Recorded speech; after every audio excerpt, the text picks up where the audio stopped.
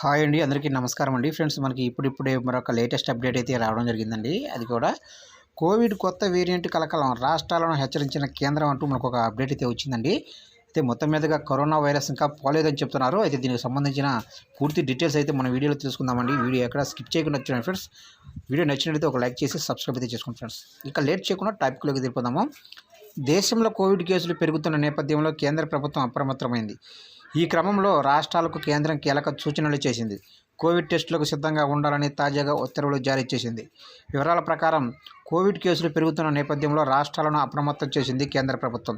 ఈ మేరకు రాష్ట్రాలు కోవిడ్ టెస్టులను సిద్ధంగా ఉండాలని సూచించింది. అలాగే ఆర్టీపీసీఆర్ టెస్టు కిట్లను సిద్ధంగా ఉంచాలని అలాగే రాష్ట్రాలను కేంద్రం ఆదేశించింది. అలాగే పాజిటివ్ శాంపిల్స్ను జినోమ్ సీక్వెన్స్కు పంపాలని కోరింది. ఇక JN.1 వేరియంట్ కేసులు పెరుగుతున్న నేపథ్యంలో కేంద్రం అలర్ట్ జారీ చేసింది. అయితే ఇప్పటికే కేరళలో కొత్త వేరియంట్ బయటపడింది. ఈ వేరియంట్ కారణంగా 5 మృతి చెందగా మృతుల్లో 4 కేరళ వాసులే ఉన్నారు.